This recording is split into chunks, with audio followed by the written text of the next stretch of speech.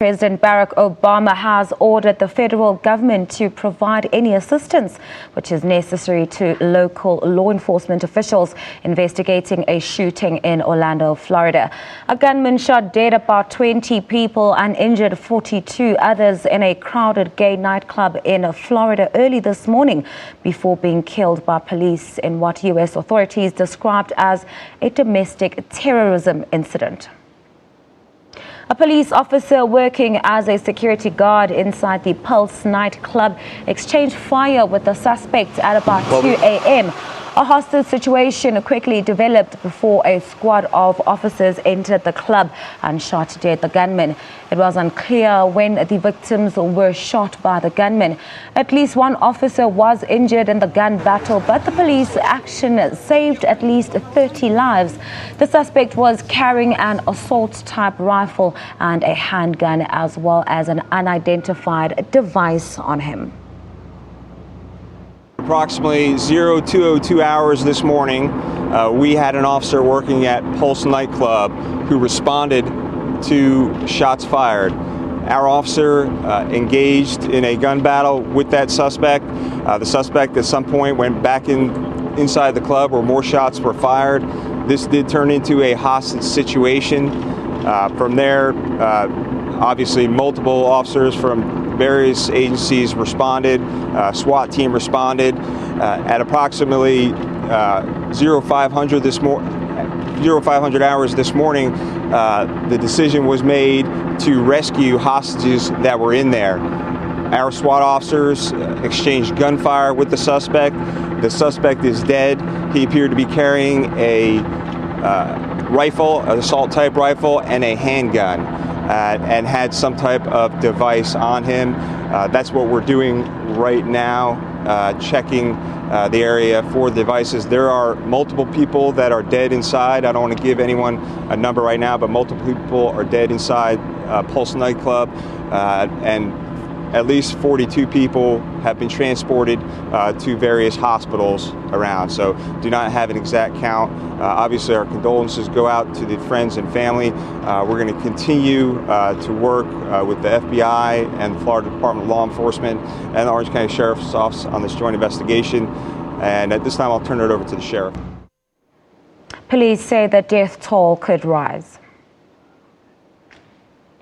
We're looking probably in the range of 20, but we don't want to give you an exact figure. Like I said, multiple people transported to the hospital. Unfortunately, there are people. We're trying to clear that the Pulse nightclub of all of any devices. We did find a device on the suspect himself and possibly his car. So we're trying to clear all that. And unfortunately, there are some people who have succumbed to gunshot wounds, maybe around 20 inside of the nightclub. Well, for the latest on that story, we are joined by our correspondent in Orlando in the United States, Steve Mort. Good afternoon, Steve. Another media briefing has just taken place a few minutes ago. What exactly came out of that? Well, we understand that the media briefing is going to be taking place probably within the next 10 minutes or so. But what we do know at the moment, we know some more details than we knew a little earlier. What we do know at the moment is that the shooter is believed to be from a town called Port St. Lucie, which is to the south of Orlando, between Orlando and Miami. Police are investigating this as an act of terrorism, they say. They're trying to determine whether or not this shooter acted as a lone wolf or was part of a larger conspiracy, possibly. They're not saying that they have firm evidence that this is linked to Islamic terrorism, but it is a line of inquiry that the FBI is looking into, and they are going to be following through on that. What we do know at the moment is that officers are present at the nightclub. We understand that the victims' bodies are still there, that a detailed forensic examination is taking place inside the nightclub to try to determine exactly how events unfolded there, the order of events, to try to piece together what exactly happened when this shooting took place. What we do know is that an officer exchanged gunfire, that there was a gun battle with the shooter, who then returned inside to the nightclub, where then there proceeded to be around a 3-hour hostage situation.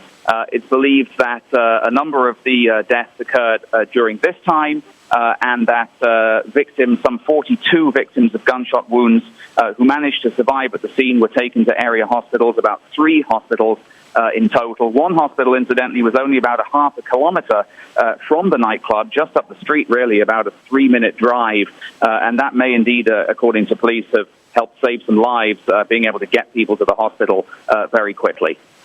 Now, Steve, what else do we know about the shooter? For example, does he have a criminal record? And will the police be looking at other angles as being the possible motive for the shooter's actions? Well, at the moment, we don't know a huge amount about the shooter as it stands at the moment in terms of his background and his criminal record, but certainly people are going to be looking at that very, very closely. We do know that he's from a town called Port St. Lucie, which is just the south of Orlando. He's not from this area, is what police are saying, but they're going to be, of course, combing through his home, his apartment, wherever it was that this person lived. In these situations, they like to try to examine exactly sort of the contacts that he has, who he's been liaising with, go through his emails, anything like that that might give some indication exactly, what his motivations were.